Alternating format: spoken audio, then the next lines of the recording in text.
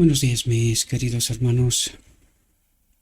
Le ruego a nuestro Dios que nos envíe su Espíritu, que nos capacite para poder entender su verdad, su realidad, su perspectiva. Hoy vamos a tratar un tema tremendamente importante, aunque no lo parece, pero en su sencillez esconde principios y mecanismos que yo diría valen una eternidad. Enseguida entenderéis de por qué digo lo que estoy diciendo, porque despierta tantas incógnitas y deriva muchos prejuicios, ¿verdad?, que la Odisea tiene, que nos deja una cantidad de enseñanzas tremendamente importante. La reflexión que hoy vamos a tocar, siempre en el marco de Israel y la Odisea, tipos y sombras, ¿verdad? Recordad, y esto es muy importante sobre todo en el tema que hoy vamos a tratar, que no salimos de este marco, es decir, estamos hablando del final del tiempo, aunque las lecciones son de miles de años para atrás, ¿verdad? Las historias, ellas tienen connotaciones y enseñanzas para nosotros hoy, ahora mismo, ¿verdad? Por lo tanto, la reflexión de hoy está titulada La recompensa de la hospitalidad. Y tiene un segundo título, un subtítulo, ¿verdad? Dice, no te olvides de recibir a los extranjeros. Vamos a ver qué es lo que nos trata de comentar nuestro Dios y por qué es tan importante este tema, esta lección. Para mí es uno de los más importantes, aunque parece no tener esa relevancia en realidad, ¿verdad? Y dice lo siguiente. Durante un tiempo, después de presentarse ante Acab, Elías permaneció escondido en las montañas junto al arroyo Kerrit. Allí fue alimentado mañana y tarde por un ángel del cielo. Ahora, vuelvo a recordar que estamos hablando del marco del tiempo final, ¿verdad? Y en realidad muchas de estas cuestiones están pasando ahora y están pendientes de pasar, ¿verdad? Porque ahí dice, allí fue alimentado mañana y tarde por un ángel del cielo, un enviado del cielo, un mensajero del cielo. Recuerden que ángel significa mensajero, enviado, ¿verdad? Dice más tarde, cuando debido a la continua sequía el arroyo se secó, Dios envió a su siervo a buscar refugio en una tierra pagana. Eso tiene connotaciones tremendas para el remanente final, queridos. Porque Dios envía al remanente en una tierra pagana, ¿verdad? Esto es tremendamente importante. Dice, levántate, dijo Dios, ¿verdad? Levántate, le ordenó, vete a Sarepta que pertenece a Sidón y habita allí. He aquí que he ordenado a una mujer viuda de allí que te sostenga. Y dice, he aquí que he ordenado. A mí estas palabras me dejaron, es decir, ¿cómo ordena Dios a una persona y esa persona ni siquiera sabe esto? ¿Verdad? Porque vais a ver, y os pido, en nombre de Cristo Jesús os pido, hagan un estudio serio y profundo, póngase todas las preguntas que puedan surgir del texto, ¿verdad? Siempre en el marco de la Odisea del tiempo final, porque surgen preguntas sumamente importantes, ¿verdad? Pero esta fue una de las que más tiempo me he tomado para tratar de investigar y tratar de entender cómo es que Dios ordena a una mujer viuda de allí que te sostenga, pero vais a ver por el relato bíblico que esta mujer no sabía nada de él. Entonces, ¿cómo ordena Dios? Quiero que estéis atentos a esto, queridos. Y os dije durante muchas reflexiones, os he tratado de deciros, en cuanto a mí, muchas veces doy esta explicación a mis hermanos de por qué hago o por qué dejo de hacer ciertas cosas, y les digo, queridos, trato de cuidar mi relación, mi conexión con el Espíritu de Dios, ¿verdad? Y aquí en realidad vais a ver que Dios dice a su espíritu que acompaña o está en esta mujer para que haga algunas cosas. Y enseguida veremos por qué digo esto, porque vamos a identificar por los frutos, por lo que esta mujer hace en su vida diaria. Por eso os digo, porque es que Dios no le ordena verbalmente, porque ella no sabe de Elías. No sabe. Vais a ver, la historia nos relata de un encuentro y como ella actúa. Y me vino en la mente rápidamente cuando Cristo se dirige a Pedro y le dice, apártate de mí, Satanás, ¿verdad? No le está hablando a Pedro. Le está hablando al espíritu que acompañaba a Pedro en aquel instante, ¿verdad? Pues eso mismo ocurre aquí, este mismo principio. La mujer, que ni siquiera es de Israel, está en una conexión vital con el Espíritu de Dios. Y el Espíritu, es decir, Dios le manda al Espíritu que acompaña a esta mujer qué ha de hacer. Y veréis cómo la mujer obedece, es decir, están en esta conexión el Espíritu de Dios y la mujer actúan de la misma manera, ¿verdad? Ella se somete a la acción del Espíritu. Eso es lo que trato de explicar. Yo sé que no es fácil. ¿Por qué? Porque nosotros no tenemos en cuenta esta realidad. Y precisamente por eso mucha gente se perderá. ¿Por qué? Porque no comprenden, y por eso decimos por qué la doctrina de la Trinidad es tan tremenda.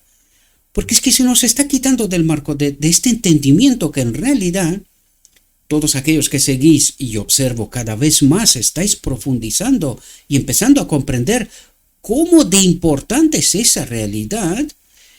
Y justamente por eso dije, es tan tremenda esta lección, porque esta lección viene a destacar precisamente esta conexión vital. ¿Y en quién? No en una persona que está de Israel, sino en una persona que está fuera de Israel. Aquí derriba un prejuicio tremendo, queridos. ¿Quién es el remanente? Quedaremos sorprendidos.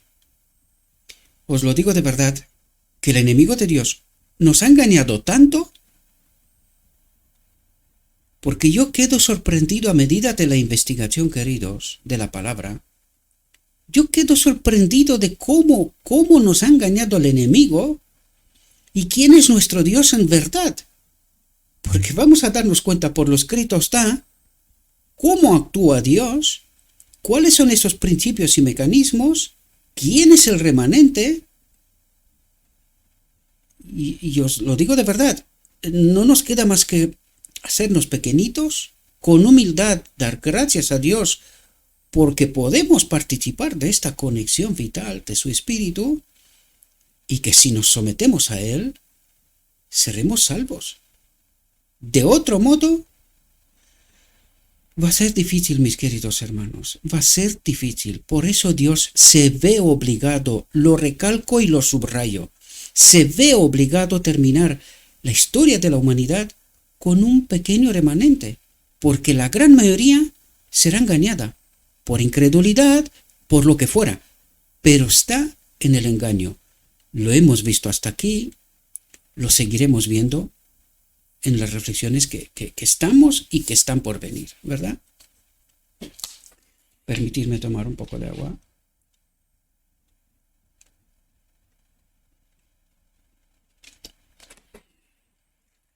Y vamos a ver cómo es el desarrollo, ¿verdad?, de esta historia, porque es sorprendente, queridos, es sorprendente. Fijaos, dice, esta mujer no era israelita, o sea, no era del pueblo de Dios. En principio, no tendría y no tiene por qué conocer al auténtico Dios, ¿verdad?, porque nadie le ha hablado de él. Dice, nunca había tenido los privilegios y las bendiciones que el pueblo elegido de Dios había disfrutado. Dice, pero había caminado con toda la luz que brillaba en su camino. Ahora es interesante. Dios manda a Elías a un pueblo pagano, entre comillas, ¿verdad? Un pueblo pagano que no había disfrutado de los privilegios y las bendiciones del pueblo elegido. Pero esta mujer había caminado con toda la luz que brillaba en su camino, que conocía, y Dios la tiene en cuenta. Dios la tiene en cuenta, ¿verdad? Dice, y ahora, cuando no había seguridad para Elías en la tierra de Israel, es decir, el profeta de Dios, el mensajero de Dios, el enviado de Dios, no encuentra seguridad en su propia tierra,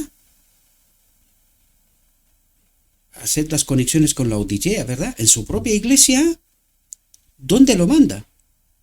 Dice, Dios lo envió a esta mujer para que encontrara asilo en su casa. ¿Dónde encuentra refugio? Supuestamente en una tierra pagana y en una mujer que no conocía a Dios, al verdadero Dios de Israel, ¿verdad? Y vamos a ver cómo actúa alguien que está sediento de conocer al verdadero Dios, ¿verdad? Y ya hemos visto cómo actúan los que supuestamente creen que están en posesión de la verdad y supuestamente creen que tienen la conexión con el verdadero Dios, cómo actúan ellos porque están persiguiendo al profeta de Dios, ¿verdad? Y cómo actúa esta mujer que supuestamente es pagana y desconoce el verdadero Dios de Israel, ¿verdad? Dice, se levantó pues Elías y fue a Sarepta, y cuando llegó a la puerta de la ciudad, he aquí que la mujer viuda estaba allí recogiendo palos, y la llamó y le dijo, y fijaos la conversación. Os vais a dar cuenta que no es como nosotros creemos que Dios le apareció de algún modo y le habló de algo, nada de esto. Fijaos la conversación. Te ruego, y cómo se dirige Elías a ella, ¿verdad? Dice, te ruego que me traigas un poco de agua en una vasija para que yo beba. Y mientras ella iba a buscarla, él la llamó y le dijo, te ruego que me traigas un bocado de pan en la mano. Pide con humildad, ¿verdad? Elías pide con humildad. Pero fijaos la mujer. Fijaos cómo actúa. ¿Por qué Dios la considera a ella y desconsidera a todo el pueblo de Dios, supuesto pueblo de Dios, ¿verdad? Conectad con la Odisea. ¿Quién es el remanente? Eso es lo que trato de explicaros. ¿Quién es el remanente? Porque nosotros creemos, y he de decir que yo mismo también tenía esa frontera, ¿verdad? Bastante más limitada de lo que realmente el texto trata de decirnos. Y te quedas sorprendido, queridos. El supuesto pueblo de Dios es desechado y una mujer de un lugar pagano, que en teoría nosotros decíamos está perdida, de ningún modo, ¿verdad? Dice, te ruego que me... Perdón, vamos a pasar a la siguiente, ya la leímos esta. Y fijaos, habla de ella. Dice, en este hogar asolado por la pobreza, la hambruna presionaba fuertemente. El hambre, ¿verdad? La hambruna presionaba fuertemente. Y la escasa y lamentable comida parecía estar a punto de fracasar. La llegada de Elías en el mismo día, atentos, la llegada de Elías en el mismo día en que la viuda temía tener que abandonar la lucha por la vida, puso a prueba al máximo su fe en el poder del Dios vivo para satisfacer sus necesidades. Dice, pero incluso en su extrema situación, dio testimonio de su fe en presencia del extranjero que ahora le pedía que compartiera con él su último bocado. Ahora yo, queridos, no tuve más manera que hacerme bien pequeño y si pudiera ser desaparecer. Porque me hice una pregunta que vale el precio de la eternidad. Y lo vais a ver por qué lo digo. ¿Qué haría yo en esta misma condición? Queridos, esta mujer en este mismo instante, aunque no es este mismo instante, sino que es el fruto de una vida, de una experiencia en realidad. No se trata de un instante, sino que este es el instante en el cual puso a prueba al máximo su fe en el poder del Dios vivo para satisfacer sus necesidades. Es decir, ella, al estar al borde de la muerte con su último bocado, ¿verdad? Ella lo comparte. Es el equivalente de la viuda que va al templo con sus 2 moneditas y las suelta ahí. Era lo último que tenía. Esa es la prueba máxima de nuestra fe, queridos. ¿Estaremos dispuestos a abandonar el mundo y confiar totalmente en Dios? Porque fijaos, queridos, cómo pone a prueba a esta mujer. Con su último bocado, con el precio de su vida. Esto también revela otra cuestión.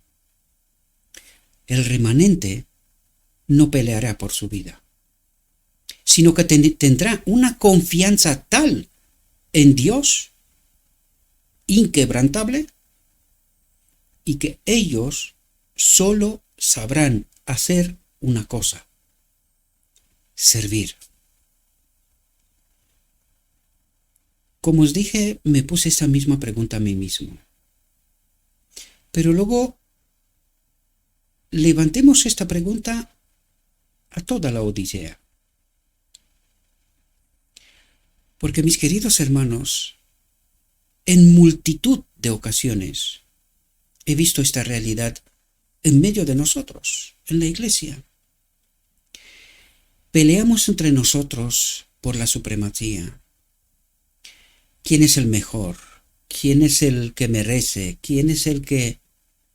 Me acuerdo que cuando la iglesia decidió en su tiempo nombrarme como anciano, ¿verdad? Elegirme como anciano de iglesia, hubo algunos hermanos, ¿verdad? Y os lo cuento como experiencia porque ellos luego pidieron perdón, ¿verdad? Por esta actuación, por esta forma de entender. Pero vinieron a mí y me dijeron exactamente así. Y lo digo así, ¿por qué? Porque esto revela una mentalidad, ¿verdad? Dice, tú no te mereces ser anciano, ¿verdad? Según ellos, no lo sé por qué razón, no les he preguntado nunca. Pero dijeron, tú no te mereces. Y yo dije, vamos a ver, ¿alguien está en una condición porque merece? ¿O porque por la obra del Espíritu está llamado por Dios? ¿Verdad? ¿Esto es obra de hombre o es de Dios? Mi respuesta en aquella ocasión fue, ahí tenéis la junta, si tenéis algo que decir, ¿verdad? Antes de que se apruebe mi nombramiento como anciano, ¿verdad? Les dije, si tenéis algo que decir, ahí tenéis la junta, plantead por qué creéis que yo no merezco, ¿verdad?, estar como anciano de iglesia, y pues que se haga la voluntad de Dios, ¿verdad? Lo que quiero destacar aquí, ya os lo dije, los hermanos luego a cierto tiempo vinieron y pidieron perdón, ¿verdad?, por su forma de entender aquella situación, ¿verdad? Pero esto refleja, como digo yo, puede ser el deseo también de ocupar cierta posición y tal, pues esto de algún modo lo tenemos todos, ¿verdad? Con buenas razones o no tan buenas, ¿verdad? A veces puede ser por vanidad, pero revela en nosotros esa pelea, ¿verdad? No estamos dispuestos, fijaos, ¿qué es lo que hace la mujer? Elías se dirige a ella y le pide agua y pan. ¿Cuestiona en algún momento esta realidad? Vamos aquí en la historia, vamos a ver si realmente yo, y me voy a utilizar a mí como ejemplo, si yo sería capaz de hacer y actuar de esta manera. Su último bocado. Y la prueba, dice, Dios puso a prueba al máximo su fe en el poder del Dios vivo para satisfacer sus necesidades. Si estaría dispuesto a dar lo último que tengo para que el ser que está delante de mí no perezca. Porque esta sería la condición de Elías, ¿verdad? Hambriento, después de tanto caminar, llega allí, pide agua y pan, lo justo, lo básico para la existencia. Pero vamos a ver, ¿se cuestiona ella en algún momento esta realidad? Vamos a seguir la historia porque yo creo que vamos a quedar sorprendidos, más que sorprendidos, más de uno. Dice, en respuesta a la petición de Elías de comida y bebida, ella dijo, y fijaos ahora para que podáis ver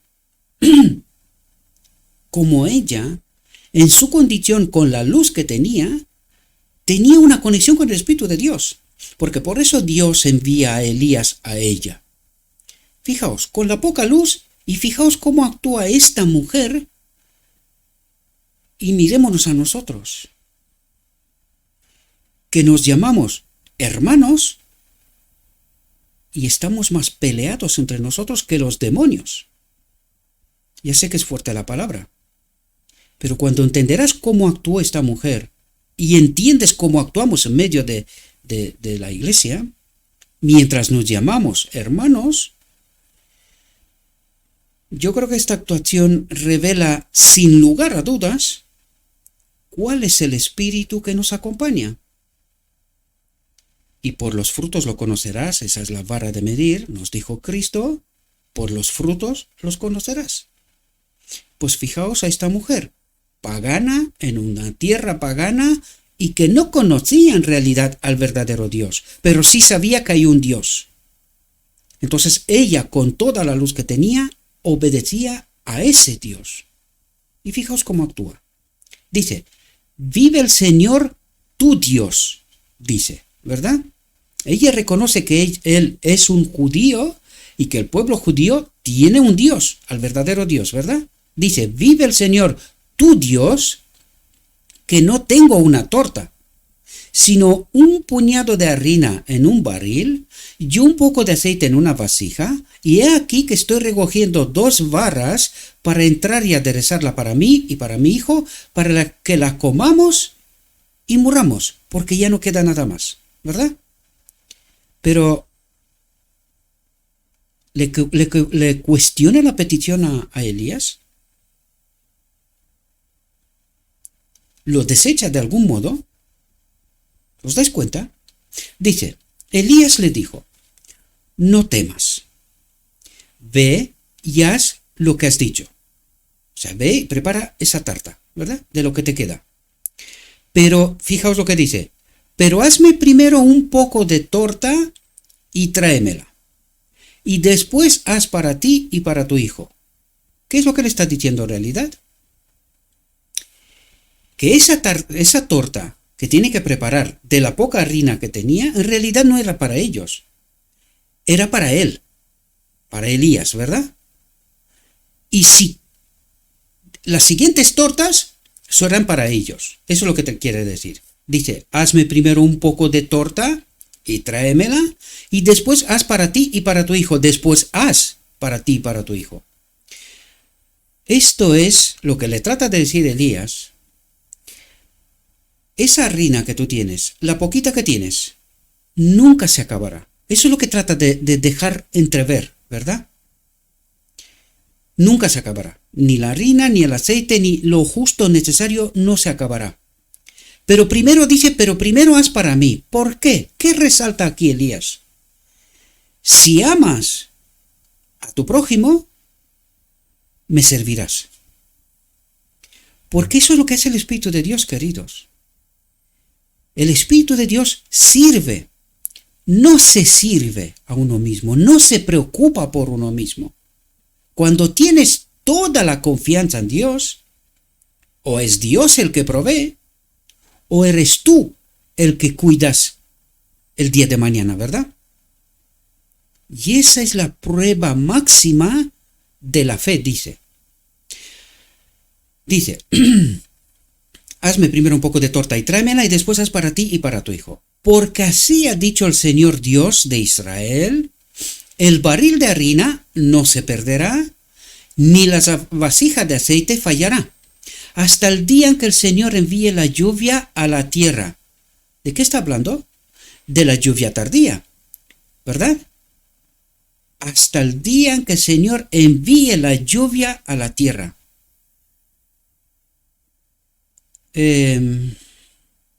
Esto nos dice a nosotros, queridos, porque es que tenemos una mentalidad, yo diría totalmente equivocada, totalmente planteada, perdón, totalmente planteada, enfocada a lo visible, a lo material, a lo de esta tierra. Y nosotros no tenemos, como dije al principio, nosotros no tenemos en la vista esa fe en el Espíritu de Dios, esa conexión con Dios, que todo lo provee, que es el que cuida, ¿verdad? Eso es Cristo nuestra justicia, pero no solamente para ser salvos, sino que este es un principio eterno, queridos. Este principio actuará en la eternidad. Y nosotros necesitamos experimentar esto desde aquí, porque esto ocurrirá durante la eternidad, queridos. Nosotros viviremos por fe. Háganse una pregunta: ¿por qué los seres celestiales están atentos cómo obra Dios en este conflicto que está aquí en la tierra? ¿Qué es lo que quieren saber? Y ahí os dais cuenta que ellos viven por fe, creen a Dios por su palabra, no lo cuestionan y por eso no viven en pecado, separados de Dios, sino que viven conectados con Dios. Tuvieron también dudas. Recuerden que lo que Lucifer despertó en el cielo fue dudas sobre Dios. Tuvieron dudas, pero no eligieron separarse de Dios, sino que tuvieron confianza suficiente para ver cómo obra Dios, cómo resuelve Dios este asunto. Pues nosotros tenemos que tener esta fe, queridos. Podemos tener dudas, es razonable. Dios dice: ponedme a prueba. Precisamente de eso nos está hablando. Ponedme a prueba y vered cómo obro. Y veréis cómo obro, ¿verdad? Esta es la auténtica fe, queridos. No fe en la cuenta bancaria, no fe en el patrimonio que tengo, no fe en que el día de hoy lo tengo resuelto porque el frigorífico está lleno. No, esta no es fe, queridos. Esta es fe. Cuando no tienes casi nada y sin embargo caminas como los justos, confiando plenamente que Dios proveerá en todo momento lo que necesitamos. Y cuando tú planteas esto en la Odisea, ahí deberíamos de tener la respuesta: ¿quiénes son los salvos y quiénes no? ¿Cómo actuamos en medio de la iglesia? Si tenemos esa fe o tenemos otro tipo de fe, un otro espíritu, ¿verdad? Elías le dijo: no temas, ve y haz lo que has dicho, pero hazme primero un poco de torta y tráemela, y después haz para ti y para tu hijo, porque así ha dicho el Señor Dios de Israel: el barril de harina no se perderá, ni la vasija de aceite fallará, hasta el día en que el Señor envíe la lluvia a la tierra. Vaya, creo que me estoy enfriando.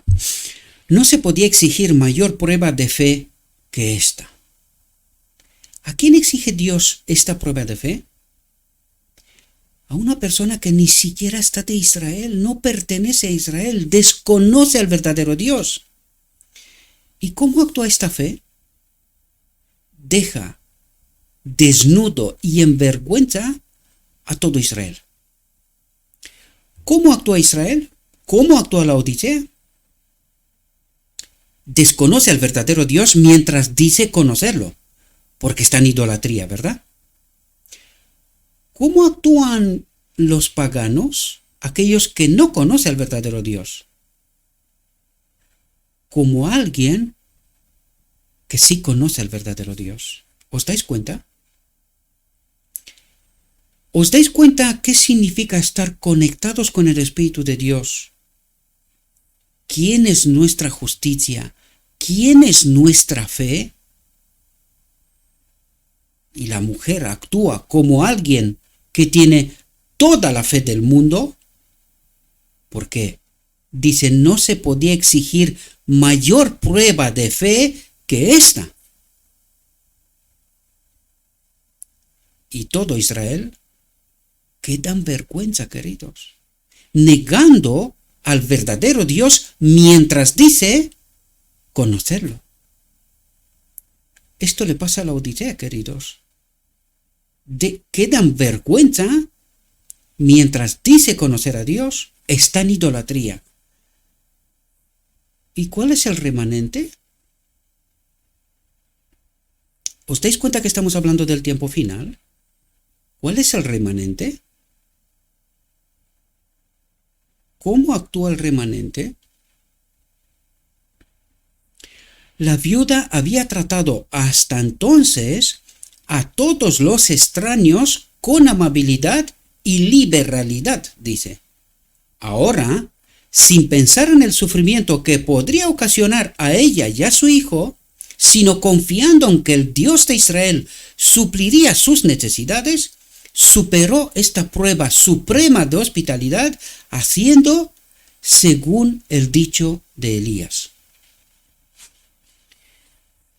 ¿Cuántos de nosotros superaríamos esta prueba? Y luego hagámonos la pregunta si nosotros somos este remanente. Dice, maravillosa fue la hospitalidad mostrada al profeta de Dios por esta mujer fenicia, y maravillosamente fueron recompensadas su fe y su generosidad. Dice, ella y él y su casa comieron muchos días, y el barril de harina no se consumió, ni la vasija de aceite se perdió, según la palabra del Señor que habló por medio de Elías. Ahora, aquí resalta otra cuestión tremendamente importante.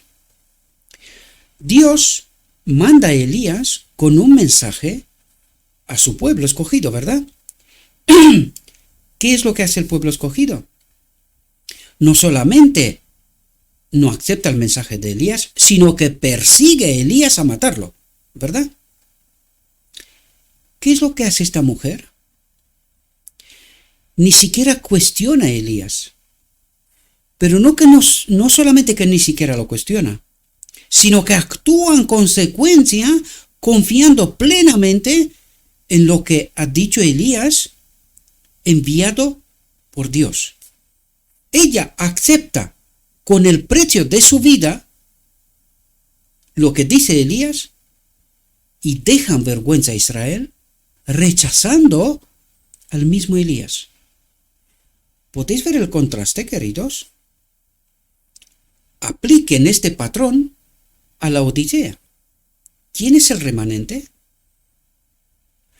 Aquellos que ante el mensaje de Dios, que están en idolatría, como mínimo, siempre lo he dicho, como mínimo, tienen la duda razonable, cuestionan si lo que creen es la verdad. Estuve tentado a traer unos párrafos del texto anterior, cuando os comentaba de por qué la Odisea adopta la doctrina de la Trinidad apenas en 1980. Bien, pensemos un momento sobre esto. Los pioneros no creían en la doctrina de la Trinidad, es más, fue una de las que más han combatido, ¿verdad? Porque era la doctrina que todas las demás iglesias creían, ¿verdad? Es el vino de Babilonia, lo he dicho, y un estudio profundo, serio, en la historia confirmará esta realidad. Pero si en 1888, esta primera generación que tenían la verdad, lo único que les faltó fue aceptar este último mensaje, Cristo nuestra justicia, comprender quién es la ley. Ellos habían encontrado la ley en el Arca del Pacto, pero no entendieron quién es la ley y cómo se manifiesta, que es justamente lo que tratamos de entender aquí. ¿Quién es la ley y cómo se manifiesta? El Espíritu de Dios en nosotros es mi justicia, mi salvación, mi eternidad. Lo es todo. Es aquello que cuestionó en el cielo Lucifer, ¿verdad? Si esta primera generación hubiese aceptado el mensaje de 1888, la historia de este mundo se hubiese terminado. Bien, por eso digo, confirmación de que este pueblo está en apostasía es que hasta 1980 no han hecho más que caer, preparando desde la muerte de la sierva, desde el paso al descanso de la sierva, ¿verdad? Esta doctrina de la Trinidad, iniciada por Kellogg y otros, porque no fue solo, ¿verdad? Y fomentada hasta llegar a 1980 que se adopte en realidad. Ahora, la pregunta clave es, ¿cuál es la generación correcta? La de los pioneros, la primera generación que estaba en lo correcto, fundamentaron, o sea, colocaron la sana doctrina, los principios fundamentales, ¿verdad?, de nuestra creencia, o esta generación que está adorando a un otro Dios, tal como lo vemos una y otra vez, sea en la Biblia, sea en el Espíritu Profecía, ¿verdad? Entonces, ¿esta generación está preparada para ir al cielo? Si fuera así, Cristo hubiese venido hace tiempo. Pero tal como terminó la reflexión anterior, vemos que no va a haber lluvia tardía sin una decidida reforma. Ahora, esto habla en cuanto a la institución, a la iglesia en su conjunto. Pero a nivel personal, ¿habrá lluvia tardía? Pues el Espíritu Profecía nos confirma que sí. Dios levantará un remanente, pero ahora la pregunta clave, ¿y de dónde es este remanente? ¿Qué nos dice lo escrito está? Israel, la Odisea, serán desechados. ¿Y cuál es el remanente? ¿Qué nos cuenta esta historia? Yo no sé si entendéis, mis queridos hermanos, pero cuando Dios habla de los 7,000, ya hablaremos de esto más adelante, nosotros podemos tener la tendencia de decir, no, los 7,000 son de la Odisea. Pues esta mujer no es de la Odisea. Es de una tierra pagana y ni siquiera conoce al verdadero Dios. Sin embargo, actúa como si conociera en plenitud al auténtico Dios. Porque mientras Israel rechaza al verdadero Dios, teniendo la verdad, pero no practicarla, no experimentarla, no creerla, ¿verdad? Estando en incredulidad, lo vimos en la reflexión anterior, esta mujer vive como si fuera en la misma presencia de Cristo, en una conexión con el Espíritu. Por eso Dios envía a Elías a esta mujer, dejando en vergüenza a Israel. Y ahora hágase las preguntas. ¿Quiénes son los 7,000? Si Dios termina con un remanente.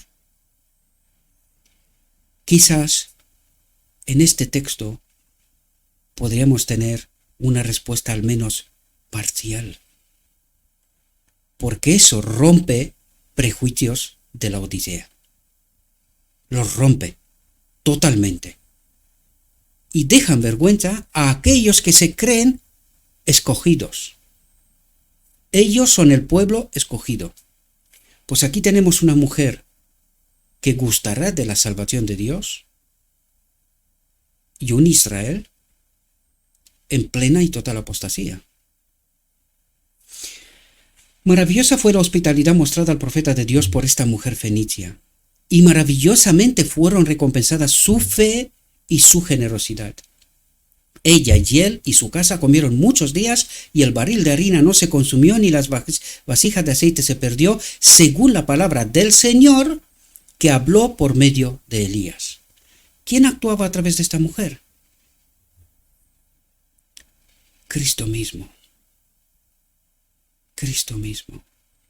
Después de estas cosas, el hijo de la mujer dueña de la casa cayó enfermo, y en su enfermedad era tan grave que no le quedaba aliento.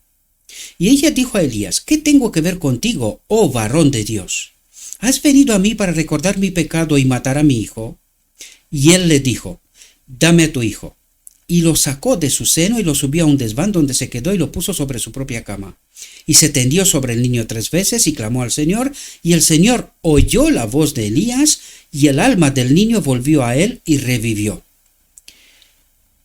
Aquí deberíamos de pararnos un segundo, porque necesitamos entender algo sumamente importante. ¿Quién le quitó la vida del niño? ¿Fue Dios?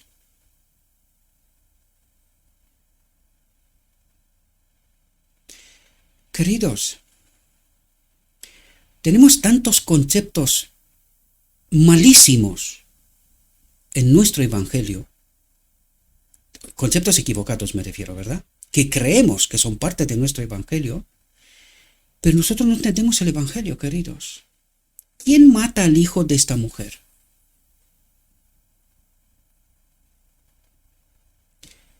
Es el enemigo, queridos. Es el enemigo. No es Dios. No puede ser que Dios mate al hijo y luego lo vuelva a traer a la vida. ¿Ese es nuestro Dios? ¿Ese es el Dios en el cual nosotros confiamos? ¿Qué sentido tiene? ¿Y dónde veis vosotros aquí justicia? Dios es amor y justicia. ¿Dónde está la justicia en esa historia? Así necesitamos entender todo el Antiguo Testamento, queridos. No es Dios el que obra de esta manera. Dios no puede ser que le quite la vida al niño para que luego se la vuelva a dar otra vez. De ninguna manera.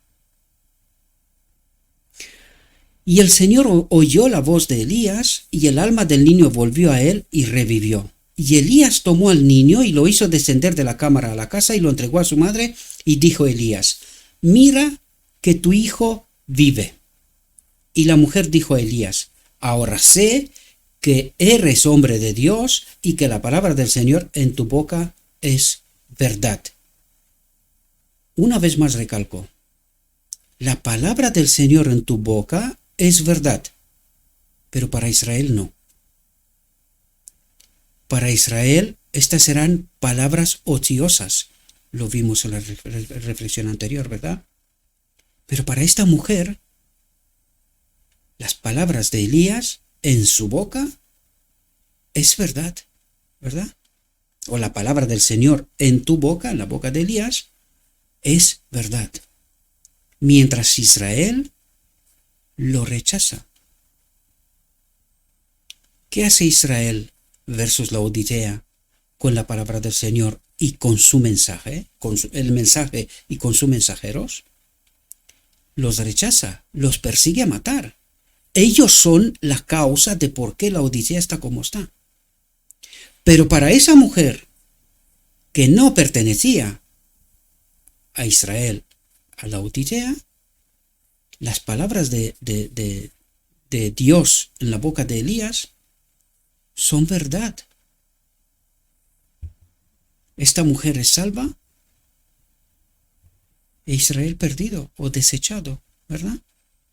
Dice, la viuda de Sarepta compartió su bocado con Elías y a cambio su vida y la de su hijo fueron preservadas.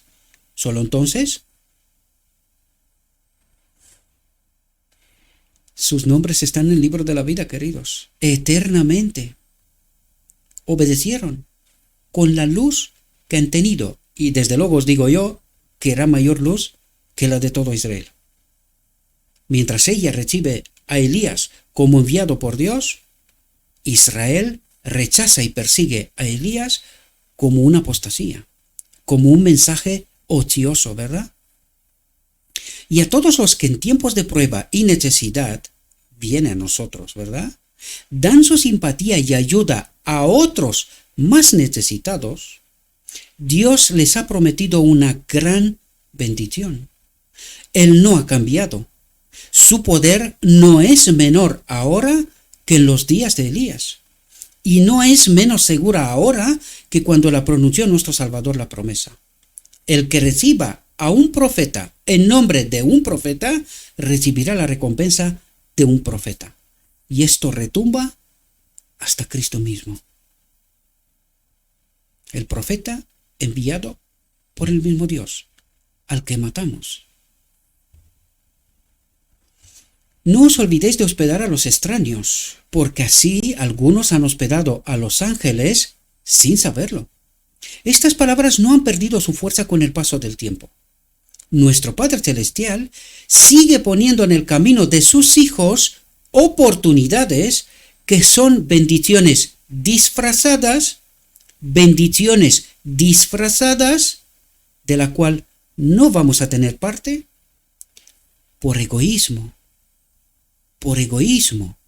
por falta de amor, por falta del verdadero espíritu, mientras creemos que somos los escogidos de Dios. Nuestro Padre Celestial sigue poniendo en el camino de sus hijos oportunidades que son bendiciones disfrazadas, y los que mejoran estas oportunidades encuentran gran alegría. ¿Cómo tenemos nosotros alegría? Recordad que la visión de los dos tronos dice que a aquellos que no recibían el Espíritu de Cristo les faltaba alegría y paz. ¿Qué significa encuentran gran alegría? Encuentran la conexión con el Espíritu. Su nombre estará escrito en el libro de la vida. Dice, si sacas tu alma al hambriento y sacias el alma afligida, entonces tu luz se levantará en la oscuridad. Tu luz, tu espíritu se levantará en la oscuridad. Y tu oscuridad será como el mediodía, como el sol.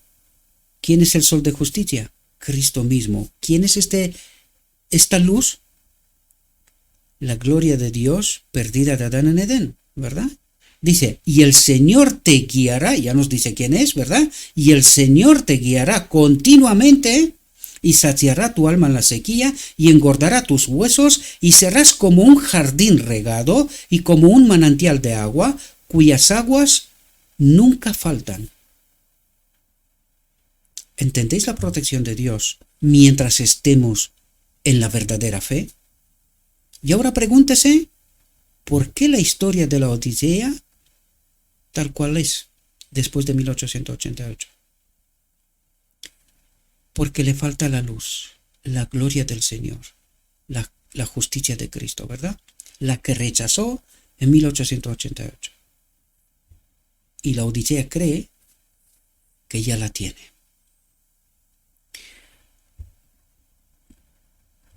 Dice, a sus fieles servidores de hoy, Cristo les dice, el que os recibe a vosotros, me recibe a mí. Atentos, el que os recibe a vosotros, me recibe a mí. Y el que me recibe a mí, recibe al que me ha enviado. ¿No es esa la boda del Cordero? ¿No es ese el matrimonio que hace Cristo con la tierra y con el hombre que lo sujeta al Padre? ¿Comprendéis? Ningún acto de bondad mostrado en su nombre dejará de ser reconocido y recompensado. Y en el mismo tierno reconocimiento, Cristo incluye incluso a los más débiles y humildes de la familia de Dios. ¿Quién es la familia de Dios? Toda la tierra. Este es el mensaje, la gran comisión. Hemos de llevar este mensaje a toda la tierra, queridos. Dice, cualquiera que dé de beber, dice, a uno de estos pequeños, aquellos que son como niños en su fe y su conocimiento de Cristo, aquellos que son como niños en su fe, apenas al principio, pero esa luz que tienen, poquita, les sirve una eternidad, ¿verdad? Aquellos que son como niños en su fe y su conocimiento de Cristo, es apenas al inicio, ¿verdad? Un vaso de agua fría solo en el nombre de un discípulo, en verdad os digo que no perderá su recompensa. ¿Cuál es la recompensa? Que te conozcan a ti, el único Dios verdadero. Esta es la vida eterna, ¿verdad? Espero, mis queridos hermanos, que esta reflexión os pueda hacer que hagáis todas las preguntas pertinentes. Porque, queridos, el remanente ha de tener una experiencia totalmente diferente a cualquier otra. una experiencia así, y aunque os parece poca cosa, os aseguro que ante un examen como este, la grandísima mayoría no lo pasará. Porque el egoísmo de la Odisea es tremendo, queridos. Mientras nos juntamos en la iglesia y nos llamamos hermanos, nos perseguimos, condicionamos, cuestionamos, limitamos. Esas son las cosas que hacemos. Esta iglesia que Dios levantó para que sea una ventana abierta, luz para un mundo en oscuridad. Satanás está haciendo de las suyas desde el trono del lugar santo en la Odisea, porque la Odisea, uno detrás de otro, han abandonado a Cristo. Y Cristo no tiene un pueblo. Recuerden, este hombre especial preparado para sacar fuera del campamento donde estaba Lucifer, donde está el enemigo de Dios, en el campamento de Israel. Y Dios prepara un hombre especial preparado para sacar del campamento al enemigo fuera. ¿Quién es este hombre especial preparado? Gente como esta mujer, que no se miran a sí mismo, sino que obran como Cristo obró. Entregan su vida para que otros sean salvos. Lo dan todo. No tienen nada en este mundo. No quieren nada de este mundo. Todo lo que tienen es y sirve a Dios. Espero, mis queridos hermanos, que esta reflexión nos pueda ayudar. Le pido a nuestro Dios que nos envíe su Espíritu, que nos capacite, que podamos entender su verdad, su realidad, su perspectiva, mis queridos hermanos. Y que entendiendo esto, hagamos una elección para la vida. Os deseo, mis queridos hermanos, que tengáis un próspero día y en todo lo que os he dicho, os lo he dicho en nombre de Cristo Jesús. Amén.